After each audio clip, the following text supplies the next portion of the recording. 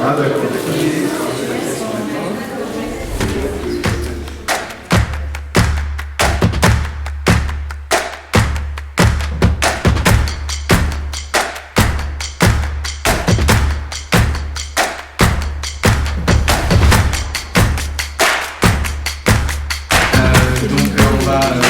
Cette journée, notamment par une mise en perspective internationale. On a la chance aujourd'hui et l'honneur de recevoir deux personnes qui vont s'introduire tour à tour. Et donc on va leur laisser le temps de se présenter et de nous raconter ce qu'ils ont à nous dire. Et puis après, sur un format de 15 minutes chacun. Et puis ensuite, on aura 10 minutes entre la salle et eux pour avoir des questions et un échange. Je vais commencer par Madame Cantini, qui, quand on recherche sur le web, on voit des lettres, et puis on se dit, bon, qu'est-ce que le CDE? Et puis on voit également pas mal de publications. Donc notamment, j'ai lu une histoire sur des robots, et en quoi est-ce que l'automatisation de certaines tâches devrait créer, changer, transformer ou supprimer des emplois. Et ensuite, monsieur Gilles Babinet, qui, je ne crois même pas qu'on ait besoin forcément de l'introduire, mais donc serial entrepreneur, je crois 9 à son actif, qui sera là pour nous expliquer notamment ses relations avec la Commission européenne sur des enjeux de numérique et de compétences. Donc, sans plus tarder, je vais vous laisser la parole. Pour vous présenter, puis ensuite on essaiera de timer pour que le public ait un petit peu d'interaction avec vous. Merci beaucoup pour l'invitation. Je suis ravie d'être là. J'étais déjà là ce matin avec des discussions très très intéressantes. À l'OCDE, je gère une équipe qui travaille sur les compétences. Donc tout ce qu'on fait, c'est en gros regarder les changements dans les besoins de compétences, notamment par exemple les changements qui sont causés par la technologie, le vieillissement de la population et d'autres phénomènes. Et après de regarder comment on peut y faire face. Et donc politique pour faire face à ces changements. Et je vais essayer aujourd'hui, justement, d'aborder le sujet. Ça, c'est une... voilà. C'est un peu nos publications. Donc, on a effectivement beaucoup de travail sur la formation des adultes qu'on a publié au début de cette année. Aussi, une mise en perspective internationale des différents pays sur un dashboard qui s'appelle Priorities for Adult Learning et plein d'autres publications sous le titre de Getting Skills Right. Donc, si vous cherchez Getting Skills Right, vous aurez en effet toute une série de travaux à ce sujet. Alors, je vais essayer de faire un peu le point sur les changements dans l'emploi à l'ère du numérique, donc vous parler un peu des changements dans les besoins et comment on pourrait tirer profit des nouvelles technologies dans l'apprentissage des adultes. Alors, en premier, donc on sait très bien que la révolution numérique a des répercussions importantes sur l'emploi. Le chômage technologique massif, en effet, est peu probable, on estime, mais on considère que beaucoup d'emplois changeront et que les transitions donc, vont être difficiles. On l'a abordé aujourd'hui, donc le thème des transitions, le thème de la reconnaissance pour faciliter la mobilité des transitions. Donc nous, on estime que ces transitions vont être de plus en plus fréquentes, mais aussi difficiles pour certains. Donc on sait que, comme je disais, on n'est pas voilà, on fera, selon nous, on fera pas face à une destruction massive d'emplois. On a déjà vu sur les dernières 3 décennies plutôt une croissance de l'emploi, mais il y a eu beaucoup de changements structurels. Il y a eu une diminution de la part de l'industrie dans l'emploi, une augmentation par exemple des services.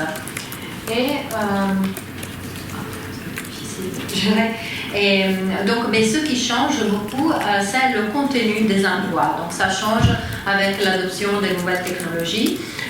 Donc on sait que les robots deviennent de plus en plus fréquents dans les entreprises. Alors ce n'est pas que les robots. Quand on parle d'automation, on parle de l'intelligence artificielle, on parle de toutes sortes de technologies, même si souvent on fait référence au robot, l'idée du robot humain, de forme humaine qui remplace la personne.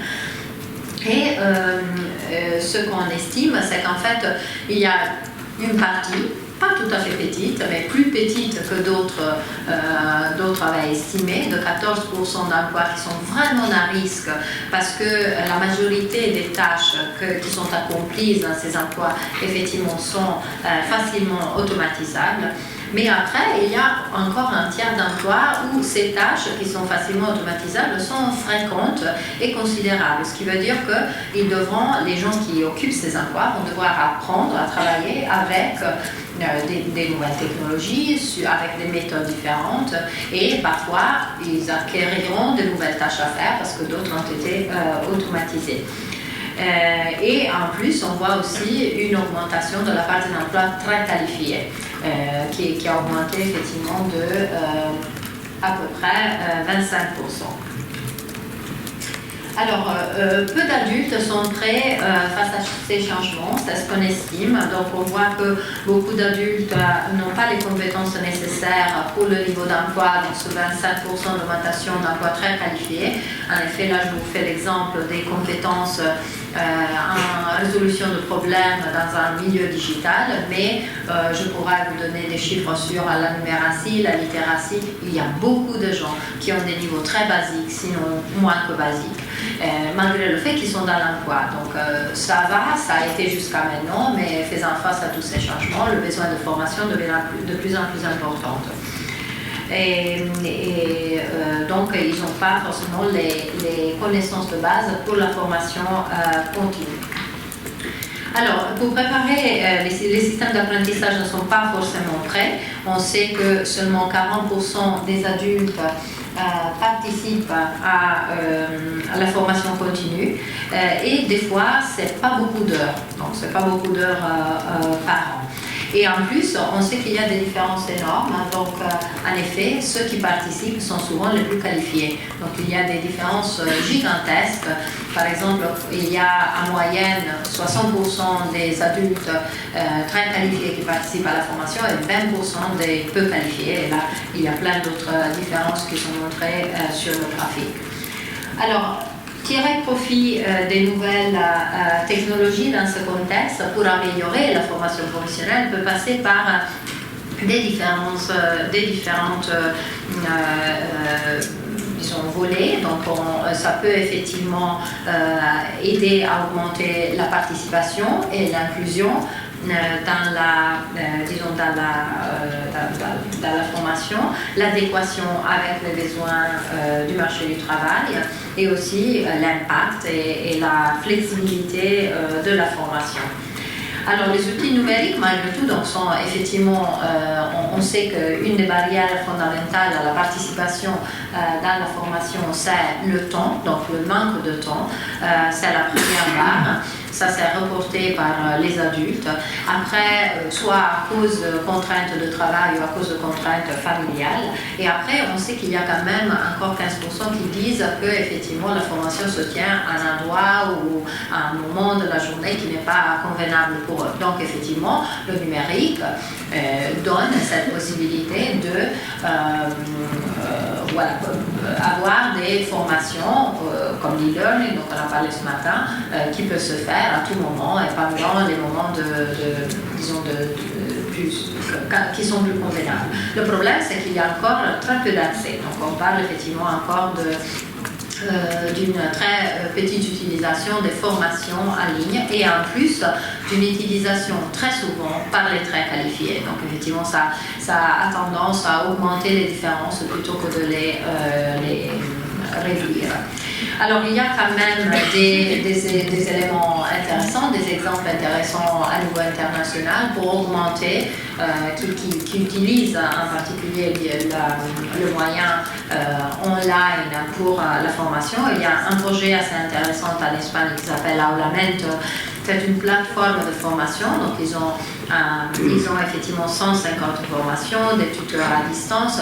Il y a aussi la possibilité, il y a des centres où les gens qui n'ont pas accès au digital peuvent effectivement se rendre pour faire la formation directement dans le centre. Et il y a et c'est fait avec des frais très bas, et il y a une possibilité de certification qui est très importante. C'était le sujet de ce matin, je vais y revenir après. Il y a aussi des collaborations très étroites entre le gouvernement et certaines grandes plateformes de formation. Donc, par exemple, en Suède, ils collaborent avec Google, justement encore pour, en particulier pour les compétences numériques dans ce cas. Et il y a un certificat digital et le service est entièrement gratuit. Donc, dans ce cas, effectivement, un partenariat État-privé. Et après, donc c'est une plateforme sur laquelle on a travaillé nous aussi, avec Expertise France en France. Et donc ça couvre 4 pays. Et là, c'est particulièrement pour les jeunes. On peut, par exemple, faire une évaluation de ses compétences. Encore, c'est surtout pour l'instant les compétences digitales. Voir si, quels sont les métiers qui sont plus en demande, et donc en choisir un vers lequel on voudra s'orienter, et après faire disons la formation nécessaire pour accéder à ce métier, avec aussi des badges qui sont délivrés à la fin de la formation. Un autre élément très important, c'est que, comme je disais avant, la formation n'est pas souvent en ligne avec les besoins du marché du travail. Donc là, je vous présente quelques données. Donc le graphique de gauche, vous voyez, c'est une comparaison entre les 3 enjeux stratégiques déclarés par les entreprises et les 3 sujets à plus haute fréquence des formations qu'elles délivrent. Et il y a très peu de correspondance. Donc en fait, dans beaucoup de cas, tout ce qui est violet, je crois, dans le graphique, oui, tout ce qui est violet, c'est très faible correspondance, pas de correspondance du tout. Donc effectivement, on voit que les entreprises forment, mais ne forment pas, même les entreprises même, nécessairement dans ce qui est important stratégiquement pour eux, et que beaucoup de formations, en fait, c'est la formation obligatoire, donc santé, sécurité au travail, c'est obligatoire de toute façon par la loi. Alors, il y a aussi un enjeu d'améliorer la qualité des formations. Là, c'est la perception de la qualité des formations par les individus. Et en fait, dans ce contexte, l'intelligence artificielle peut être utilisée pour adapter mieux les formations aux besoins de l'entreprise et aux besoins de l'individu pour que la formation soit plus motivante et plus efficace. Donc, par exemple, on a aujourd'hui beaucoup d'exemples. Je pense que la personne d'IBM ce matin en a parlé un tout petit peu de MOOCs qui utilisent l'adaptive learning, l'apprentissage adapté, c'est-à-dire qu'on commence et après, quand on progresse dans le MOOC, on nous dirige vers des problèmes, des compétences qui nous manquent. Donc, selon la progression de la personne, ça s'adapte. Et donc, effectivement, ça permet de motiver mieux la personne, parce qu'il ne se retrouve pas devant un truc préparé et qui ne pourrait pas correspondre à ses besoins. Et aussi pour l'entreprise, parce que ça permet d'adapter. Aussi, l'intelligence artificielle permet en général une meilleure adéquation parce qu'elle permet avec les big data de mieux comprendre les besoins de compétences de l'entreprise et les besoins de l'individu, donc les skill gaps de l'individu. Après, il y a effectivement pas mal d'utilisation en entreprise pour évaluer les capacités d'apprentissage, pour les formations sur le terrain. Le numérique est aussi un outil qu'on peut utiliser pour guider les choix des adultes. Donc un gros problème pour augmenter la participation de la formation, c'est beaucoup d'adultes. Et je ne parle pas seulement de ceux qui travaillent, il y a aussi des chômeurs qui sont peu qualifiés. Beaucoup d'entre eux ne voient pas l'intérêt. Donc, soit on ne lui propose pas des formations qui les motive suffisamment et donc ils ne trouvent pas qu'il y a des formations auxquelles ils voudraient participer, soit effectivement ils ne voient pas l'intérêt dans la formation en général. Donc c'est très important cet élément de motivation, de faire comprendre aux gens quels sont les risques s'ils ne se forment pas et aussi de le diriger, parce qu'en fait si vous pensez à un jeune, déjà on ne fait pas très bien l'orientation pour les jeunes, mais au moins un jeune, le professeur a quelques formes d'orientation à l'école. Mais si on est adulte et on se retrouve dans une situation difficile dans l'entreprise, on sent qu'on pourrait être viré, où est-ce qu'on va pour savoir en quoi se reformer et quelles sont les opportunités de travail qui sont ouvertes.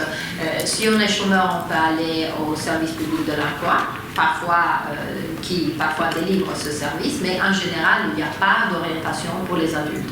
Alors, beaucoup de pays ont utilisé le numérique, donc il y a des grandes plateformes d'information qui permettent à la personne déjà de voir quelles sont les compétences qu'ils ont sur la base de ce qu'ils ont fait jusqu'à maintenant. Donc, il y a une sorte de self-evaluation.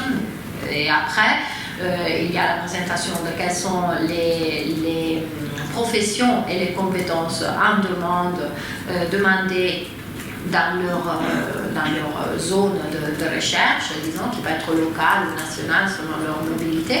Et après, de voir aussi comment combler les besoins de compétences pour la transition à travers les formations, en listant, disons, les formations disponibles et dans les meilleures des plateformes aussi, avec une évaluation attachée à chacune des formations. Donc une information sur la valeur de cette formation. Là, il y a quelques exemples.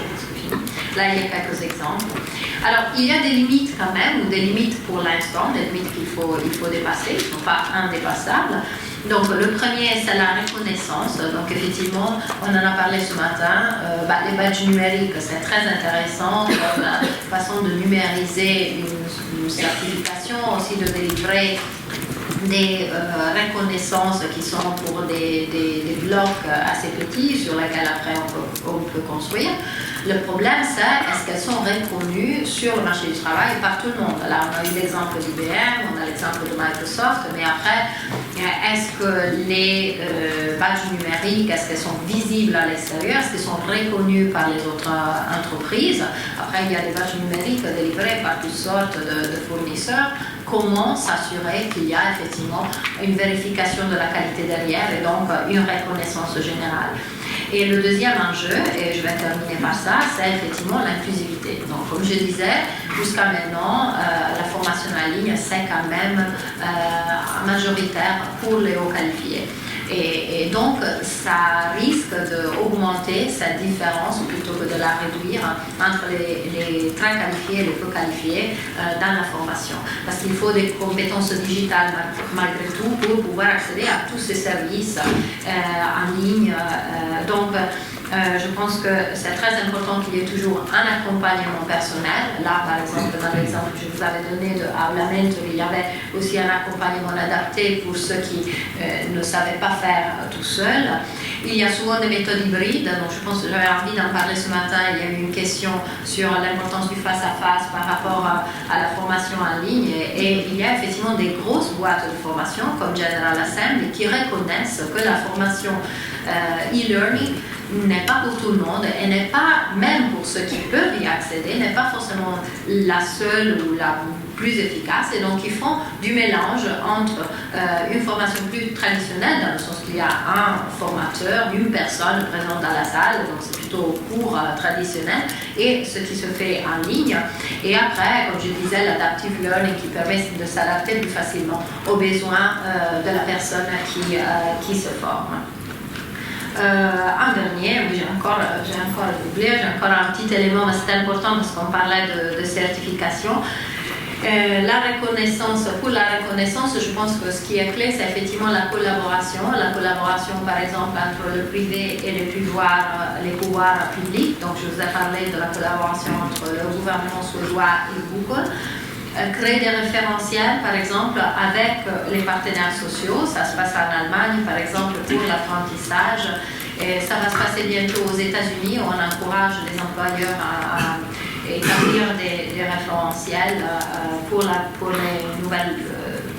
les nouveaux sujets d'apprentissage. Et après, l'exemple de PIX, dont vous avez déjà entendu parler, donc je ne reviens pas sur ça. Je vous remercie beaucoup.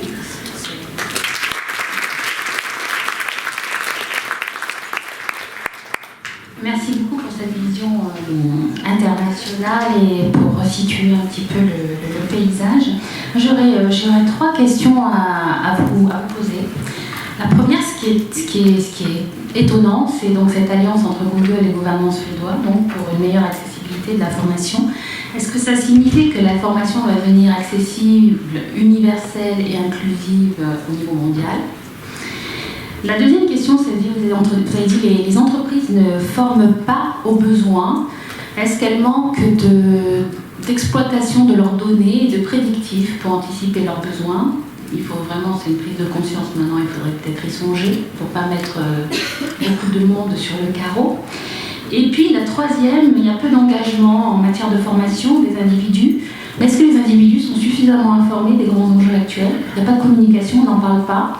Et ils se reçoivent des licenciements, ils sont déboussolés. Est-ce qu'il n'y aurait pas une grande pédagogie à mettre en place au niveau national, européen, mondial, pour expliquer, voilà, maintenant les faits, ce qui se passe, et voilà. Alors, la première question, c'est juste oui, pourquoi pas. Donc, l'objectif pourrait très bien qu'il y ait d'avoir une formation accessible à tout le monde, globale, mais bon, on est loin de ça, je pense, encore, parce qu'il y a effectivement ces barrières de reconnaissance, parce que le même badge ne veut pas dire la même chose pour tout le monde. Évidemment, quand c'est Google, quand c'est IBM ou Microsoft, ça a un certain significat. Après, il y a énormément de badges disponibles. C'est facile de délivrer un badge. On se dit, je suis un formateur, j'invente mon propre petit macaron pour certifier ma formation, mais qui va certifier la qualité de ce que j'ai de ma formation? Donc, il reste quand même des enjeux importants, mais je suis d'accord que l'objectif pourrait être ça. Deuxième, oui, je pense que surtout donc, les entreprises ont du mal à évaluer leurs besoins de compétences. Et il y a, ça arrive partout, évidemment, comme vous pouvez l'imaginer, il y a des différences entre les grandes entreprises et les petites entreprises. Il y a pas mal de programmes à l'international pour aider surtout les petites entreprises à prendre conscience, à évaluer, donc à mettre en place des systèmes d'évaluation des besoins, de leurs besoins de compétences. Donc il y a des programmes en Suède encore qui passent par le service public de l'emploi qui aide les petites entreprises. En Corée aussi, où les petites entreprises sont alliées à des grandes entreprises, donc ils font des collaborations. Donc en Corée, c'est un des pays les plus robotisés au monde et ils n'ont pas de chômage. Corée du Sud. Et la troisième question, c'était voilà, le peu d'engagement. Oui, le peu d'engagement, oui, tout à fait. C'est l'information, c'est très important. Donc, comme je le disais, de plus en plus, on essaye d'informer les gens à travers des plateformes. Mais il n'y a pas, bon, ça déjà, ça pose la barrière du numérique. Il faut savoir déjà. Il y a parfois des grosses campagnes d'information pour alerter à la présence de ces pages d'information, mais pour le peu qualifié, le face-à-face est indispensable. Donc là, on commence un gros projet sur l'orientation des adultes et justement, on travaillera avec certains pays sur l'équilibre entre ce qui est donné en ligne et l'orientation qui est faite face-à-face. Une autre chose qui mène à l'esprit à ce sujet, c'est que effectivement, souvent les gens s'en rendent compte quand leur entreprise va fermer et le gouvernement aussi. Et donc c'est très important de prévoir ça à l'avance. C'est en fait les pays qui font très bien dans ces gros changements structurels, c'est les pays qui ont des programmes à l'avance. Donc avant, quand on sait qu'une entreprise va fermer, ça se passe en Australie, aussi en Suède, dans d'autres pays nordiques, il y a un groupe formé souvent dirigé par le service public de l'emploi, les partenaires sociaux qui vont dans l'entreprise et qui aident à la réconversion des travailleurs qui sont à risque. On demande s'il ne faut pas mettre un plan Marshall en route au niveau national sur la transformation. Alors on va donner la parole à M. Monsieur Pabinet, avant de poser des questions dans la salle, et après on donnera la parole, ne vous inquiétez pas. Merci, bonjour, je suis très heureux d'être parmi vous sur ce sujet passionnant et je dirais au-delà de ça, très heureux d'être co-conférencier avec quelqu'un de l'OCDE. Je m'inspire beaucoup de vos données, notamment sur les enjeux de l'éducation. Mon intérêt pour ce sujet remonte finalement à mon intérêt pour les politiques publiques et le numérique. Quand j'ai commencé à travailler sur ce sujet il y a maintenant très longtemps, il y a 9 ans à l'Institut Montaigne, on avait fait un travail assez intéressant. On avait essayé d'identifier ce qui caractérisait ce qu'on appelle les nations digitales, c'est-à-dire pourquoi certaines zones sont beaucoup plus munies de grandes startups que d'autres. Et puis ce travail, je l'ai refait dans un autre contexte il y a maintenant 4 ou 5 ans, et ça n'a fait que confirmer ce que l'on voyait. C'est-à-dire que la corrélation entre qualité du capital humain et économie numérique est importante. Elle est même extrêmement forte. Si vous prenez la Chine, les États-Unis, Israël, dans une certaine mesure le Royaume-Uni, Stockholm, vous avez toujours des systèmes éducatifs d'excellence supérieure qui sont présents. Et donc c'est partant de ce constat que je me suis dit il faut mieux comprendre les dynamiques de l'éducation et qui sont un sujet qui évidemment est absolument passionnant. Et aussi fait de beaucoup de paradoxes à bien des égards.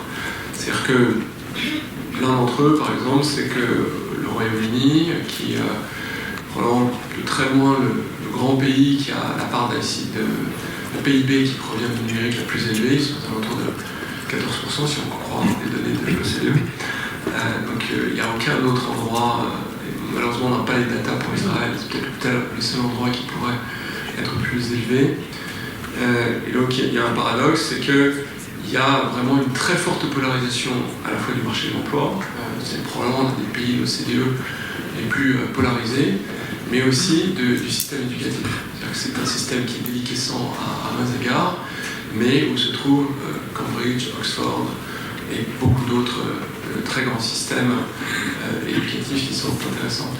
Et je crois que la première interpellation qu'on a eue quand on a commencé à s'intéresser à ça, c'est se dire, mais finalement, les systèmes éducatifs ne doivent pas répliquer le système économique, ils doivent être décorrélés pour essayer d'éviter justement ce découplement et cette valorisation du marché du travail. C'est facile à dire, c'est extrêmement difficile à faire, mais c'est, je crois, quelque chose qui est impératif si on veut éviter ce phénomène très inquiétant que l'on voit à peu près partout à l'œuvre, qui est cette très très grande polarisation du marché du travail, que l'on considère largement due par l'émergence de la révolution digitale, mais qui est aussi emmenée par d'autres phénomènes liés à la globalisation des capitaux, etc. etc. Donc ça, c'est je crois, le constat un peu général que l'on a fait. Maintenant, je voudrais parler un peu de la France, parce que finalement, c'est quand même ce sujet qui nous a intéressés.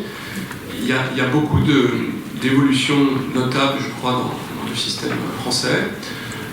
Donc le jour, malheureusement, je n'ai pas pu y être, mais j'ai des amis qui y étaient. Andreas Schleicher, le patron de PISA, qui faisait une conférence sur finalement les grandes dynamiques et qui avait l'air de dire que le système français était en mouvement au niveau de l'école primaire et du lycée. Donc c'est une bonne nouvelle. Je ne crois pas que Andreas Schleicher soit connu pour être quelqu'un qui soit particulièrement conciliant à l'égard du système éducatif français. Mais donc, semble-t-il, le système est en train de changer et je sors à l'instant d'un déjeuner où on a parlé notamment de l'ICT, des technologies de l'information dans les systèmes éducatifs. Et je ne suis pas connu pour être spécialement bienveillant à l'égard des politiques publiques nationales, mais force est de reconnaître qu'à partir de la rentrée, on ne pourra plus faire passer la seconde sans vraiment avoir des vrais cours de computer science en France, et je crois que c'est une première à cet égard. Donc il y a une vraie mise en mouvement, Mais le système, à mon sens, son gros point de dysfonctionnement, c'est l'enseignement supérieur. Donc ce système, je ne pourrais pas, et j'ai écrit un papier l'autre jour dans les Échos à ce sujet, est très dysfonctionnant. La dernière grande réforme, qui est la RU, date de 2007, et on avait pris quelques places dans les grands indicateurs. Malgré tout, même si ceux-ci sont contestés, ils ont le mérite d'exister, donc THI ou Shanghai, ou d'autres encore. Et là, depuis les 5 dernières années, on en perd de façon quasi systématique. La France, malheureusement, est devenue le 5e pays en termes d'attractivité étudiante. Et je crois qu'il est important de rappeler qu'il y a seulement 20 ans, c'était le 3e. Et on a certainement des systèmes d'excellence, que je ne vais pas nommer ici, mais quand on est ingénieur, normal, etc., c'est tout à fait bien, mais on est en train, alors que finalement, cette espèce de polarisation du marché du travail, on l'a beaucoup moins qu'ailleurs, on est en train vraiment de la composer par l'enseignement supérieur, et on n'arrive pas à enrayer ça. C'est-à-dire que les réformes de l'enseignement supérieur sont insuffisantes, et surtout, pour l'instant, en matière de computer engineering, d'éducation aux sciences de l'informatique, c'est absolument pas le service public qui est à l'œuvre. Alors je sais qu'il y a beaucoup d'entre vous qui proviennent probablement de ce service public et qui contesteraient ça. Si vous voulez, nous on fait des comptages manuels parce qu'on n'arrive pas à ressortir vraiment les données qui nous intéressent des statistiques officielles. Et ce que l'on voit, c'est qu'en France, on forme à peu près 10 000 personnes aux sciences, aux computer science, et la demande de marché est probablement 5 à 6 fois supérieure. 10 000 personnes, c'est même pas ce qu'il nous faudrait en termes de data scientists pour répondre à ça. Donc là, il y a vraiment un sujet d'interpellation forte. Le compte n'y est pas. Et je crois qu'il ne faut pas espérer devenir vraiment une nation digitale ou un pays moderne, voire, quels que soient les grands indicateurs que l'on ait à l'esprit, remonter sans faire cette réforme majeure de l'enseignement supérieur qui n'est toujours pas faite. C'est-à-dire qu'on est encore, je le dis assez souvent, en train de reprendre notre souffle de la LRU de 2007, de Pécresse. Et d'ailleurs, les textes, les notions qui sont mises en œuvre dans cette LRU ne sont toujours pas appliquées. Par exemple, l'appropriation des murs par les universités, ce n'est pas encore le cas. Donc il y a vraiment une nécessité, et je crois que c'est pour moi un peu l'avenir de la nation qui est en jeu ici. L'autre aspect, ça a été abondamment évoqué, c'est la formation professionnelle. Il y a eu évidemment une très très grosse réforme qui est toujours en cours actuellement, qui voit une évolution majeure dans le fait que c'est maintenant les individus qui décident de l'affectation de leur crédit de formation, ce qui n'était pas le cas auparavant, une volonté de simplifier l'accès à la formation. C'est très difficile de dire ce qu'il en est, mais je crois que malgré tout, on peut avoir un certain nombre d'inquiétudes à cet égard, parce que je pense que vous savez ça beaucoup mieux que moi, mais les Britanniques ont initié en 2002 ce type de réforme, ça n'a pas marché. Ça a vraiment dysfonctionné, et donc on est en train de répéter avec 17 ans d'écart une politique publique pour laquelle on a des acquis qui ne sont pas forcément extrêmement rassurants. Et donc c'est vrai qu'il y a cette chose qui est extrêmement complexe, et que d'un côté on a envie de donner une grande capacité d'initiative aux individus. Les entreprises sont les dernières capables de connaître leurs besoins réels, et surtout dans les phases de transformation. C'est-à-dire que la révolution digitale fait que les entreprises sont encore moins capables que d'habitude de savoir quelles sont les compétences dont elles auront besoin demain. Et donc, la capacité de mettre en œuvre des outils, des analytics qui permettent de mieux comprendre la dynamique de l'emploi et d'aller vraiment parler de façon quasi individuelle aux PME, aux entreprises, est à mon avis une clé qui est vraiment très importante. Alors, ça peut paraître théorique, mais quand j'observe ce qui se passe dans les pays qui étaient indiqué un peu derrière moi, notamment les pays scandinaves. Finalement, il y a peu de mesures coercitives. On ne dit pas, voilà, c'est obligé de se former, de se former. La main est quand même très largement donnée aux entreprises, mais il y a une qualité de la data qui est, je crois, extraordinaire, qui est vraiment meilleure qu'ailleurs. Et c'est un autre sujet, moi, de préoccupation, c'est que nous sommes restés en France avec des outils d'analyse statistique qui sont, je crois, extrêmement orthodoxes et qui ne captent pas du tout ces dynamiques de la révolution digitale. Et donc, que vous soyez un OPCA ou un OPCO, ou une université, ou une entreprise, vous avez du mal à comprendre ces dynamiques. Et vous vous retrouvez à faire des formations à l'informatique qui sont complètement désuètes. Je parle vraiment de connaissance de cause pour avoir, encore il y a extrêmement peu de temps, discuté avec un président d'université qui était confronté à cet enjeu-là. Et puis, vous avez une capacité de programmation du pays qui est extrêmement faible. Donc, si vous voulez, je finirai en disant, je vais faire d'ailleurs, puisque vous êtes là, je crois que des outils comme l'OCDE, des outils qui font du benchmark, sont extrêmement précieux. Il faut impérativement qu'on observe mieux ce qui se passe d'une façon générale. Les Français ne font pas ça.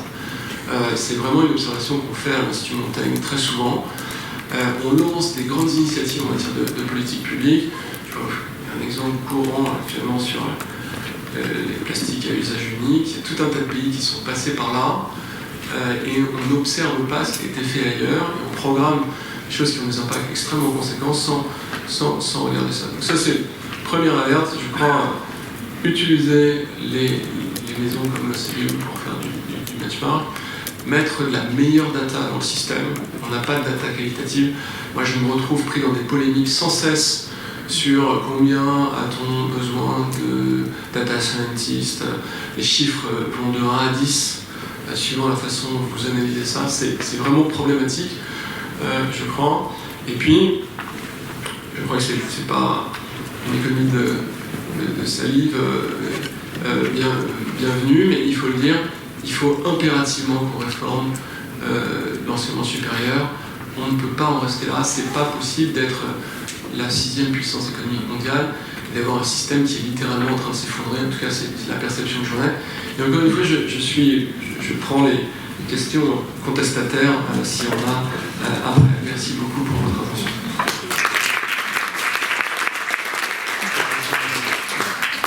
Alors, y a-t-il des questions contestataires? Monsieur Lac.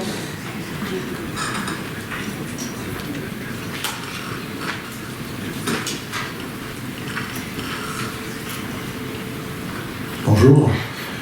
Je vous rassure tout de suite, non, c'est vraiment pas contestataire. Question toute simple sur Madame Contini, sur le programme notamment Our Mentor en Espagne. Est-ce qu'un ressortissant français, habitant à Paris ou en province, peut avoir accès à ce type de formation? Est-ce que c'est est-ce que ça peut circuler entre pays européens?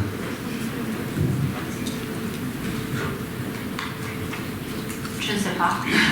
C'est une bonne question. Je ne sais pas s'il y a un blocage selon la localisation, donc peut-être les IP, parfois c'est bloqué, je ne sais pas. Je vais m'informer, c'est une question intéressante, mais oui, ça pourrait être intéressant en effet de voir quelles sont les contraintes pour un cours plus en général, puisque là on va la mettre justement pour parler de formation globale. Si l'accès est possible dans d'autres pays, comme pour des WIX ou en accès de partout. Mais je n'ai pas la réponse, désolé. Je crois qu'il y a une autre question. Bonjour, Jean van der Spalden, consultant indépendant. Merci pour ces deux présentations qui effectivement permettent à nous Français de se remettre en perspective. Et donc merci à l'OCDE de nous apporter des éclairages comparatifs qui montrent que malgré la loi de 1971 et toutes les évolutions, il nous reste encore beaucoup de chemin à parcourir, et en particulier, de manière rééquilibrée par rapport à M. Babinet, du côté des adultes peu qualifiés, où effectivement, en France, en formation, on ne prête qu'aux riches, et on continue à ne prêter qu'aux riches, et que la réforme de septembre 2018 a 4 fondamentaux, dont un qui est, de mon point de vue, qui est de rééquilibrer enfin les dispositifs pour former les adultes les moins qualifiés. Et donc, j'espère que dans 4-5 ans, l'OCDE pourra observer en France qu'on a commencé à rectifier le tir, et peut-être qu'on aurait commencé à rectifier le tir avec des outils européens.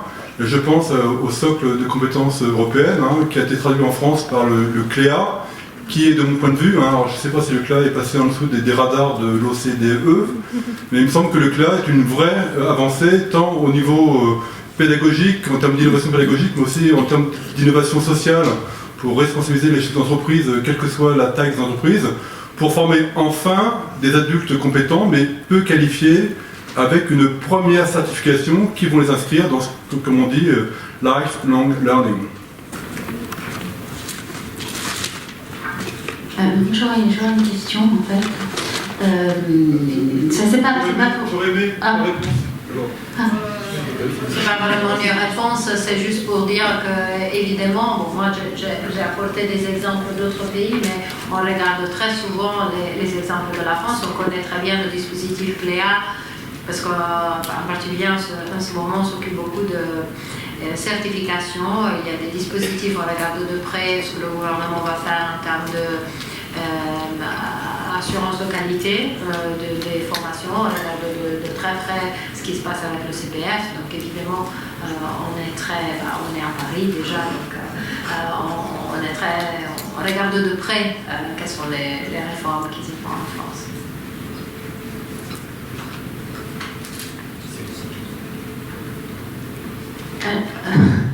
Monsieur? J'y vais. Il y a une question ici. Je m'applique à essayer à poser une question contestataire. Je vais commencer avec une petite contestation. Personnellement, je pense que je ne suis pas isolée, je pense que la LRU a plutôt plombé le développement des universités qu'elle m'a amorcé leur libération, et que si en plus on devait, je parle de l'intérieur de l'université, si on devait en plus acheter les murs, je ne vois pas ce que ça nous rapporterait, et en tout cas ça finirait de nous achever. Mais la question que... parce que donner une liberté sans la donner vraiment, et en faisant que les universités depuis 10 ans sont plombées par leurs problèmes administratifs et de survie, ça n'aide pas beaucoup à l'innovation pédagogique. Et cependant, l'innovation pédagogique est très forte à l'université, peut-être sur des poches qui ne se voient pas forcément de l'extérieur.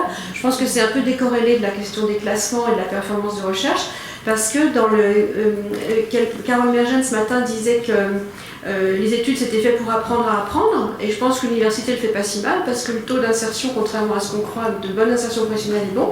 Et la question que je voudrais poser, c'est comment les entreprises pourraient changer leur position pour soutenir l'effort de formation? Parce qu'elles le font très très peu.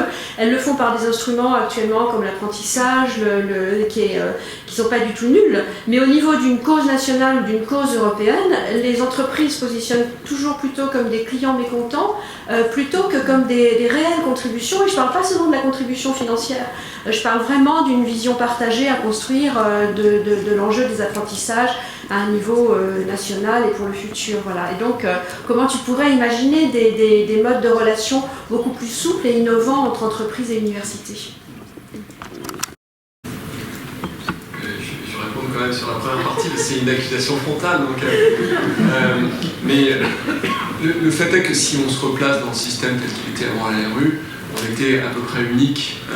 Il n'y avait pas de pays qui avait des caractéristiques aussi dirigistes de leur système universitaire. Et je ne crois pas que c'était tenable. Donc il fallait faire une réforme. Le problème, c'est que cette réforme a été faite à moitié. On a donné l'autonomie sans donner les moyens. Et on sait tous qu'on a un sujet sur les frais d'inscription. Je crois qu'il faudra un jour faire ce qui devient, à mon avis, une norme. Alors je ne sais pas si c'est dans les pays OCDE, en tout cas dans beaucoup de pays que j'ai visités.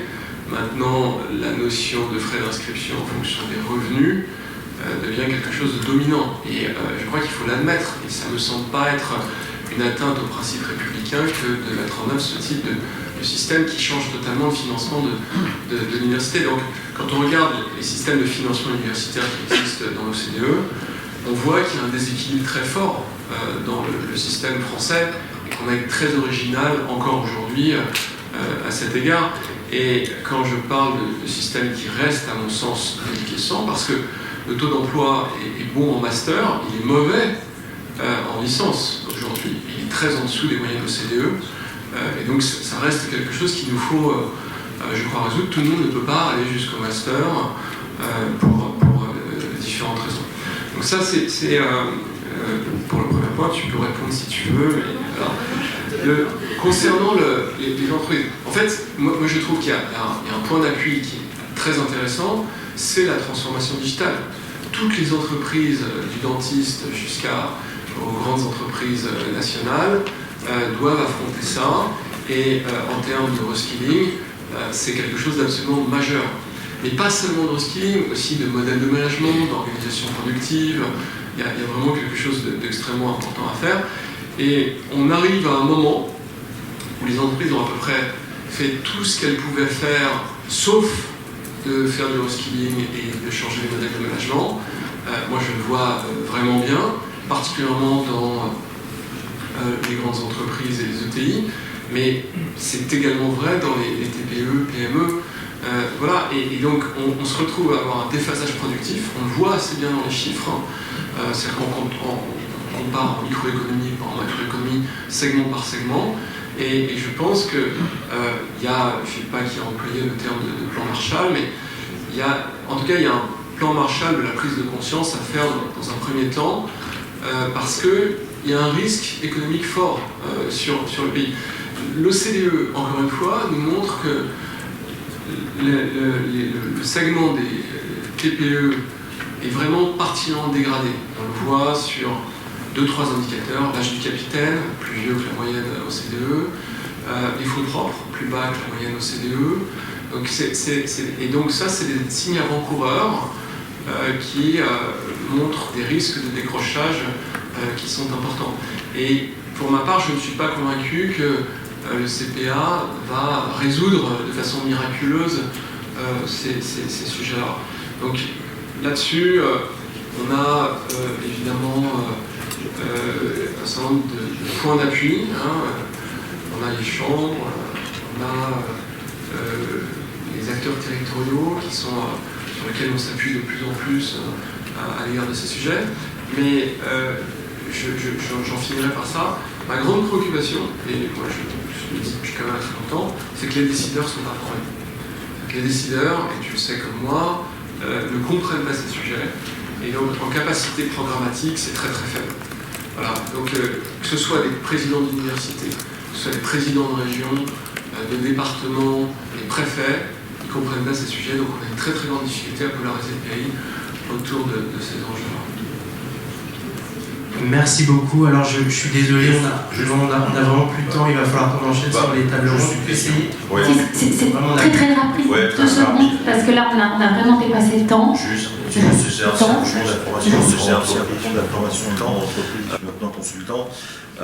Par rapport à ce que vous disiez, Mme Quintini, sur l'adaptation entre l'offre, effectivement, et les besoins, il faut bien, ça peut être abordé depuis ce matin. Mais il faut quand même bien voir que les grandes entreprises aujourd'hui, notamment les directions de la formation, fonctionnent sous un budget contraint, et avec des ressources contraintes. C'est-à-dire qu'en clair, on fait des priorités en matière de formation. Alors c'est peut-être pas les bonnes priorités, mais en tout cas, quelque part, on va plutôt privilégier une certaine catégorie de projets, etc. Donc je veux dire, il y a un enjeu là-dessus, et la réforme de 2018 accentue ça. C'est-à-dire qu'à partir du moment où l'entreprise n'a plus accès à des fonds mutualisés, qu'elle pouvait faire du financement, en ce qui concerne les grandes, et bien du coup, quelque part, elles vont diminuer leur budget de formation. Et ça, je pense que monsieur vient de le dire, monsieur Babinet vient de le dire, il y a certains décideurs qui n'ont pas bien compris les enjeux par rapport à ça. La deuxième chose, peut-être pour monsieur Babinet, c'est juste le point sur l'autonomie, notamment du collaborateur. Parce que je crois qu'il y a un grand point, je ne sais pas si vous pourrez peut-être vous prononcer là-dessus, c'est le fait que demain on dise effectivement que le collaborateur va pouvoir se former en utilisant son CPF. Mais la réalité derrière, ça va être quoi en termes d'autonomie? Parce qu'on sait très bien dans les populations qu'on a, et notamment les populations peu qualifiées, notamment dans les PME et les TPE, là où il y a le plus besoin de formation, les collaborateurs ne sont pas autonomes.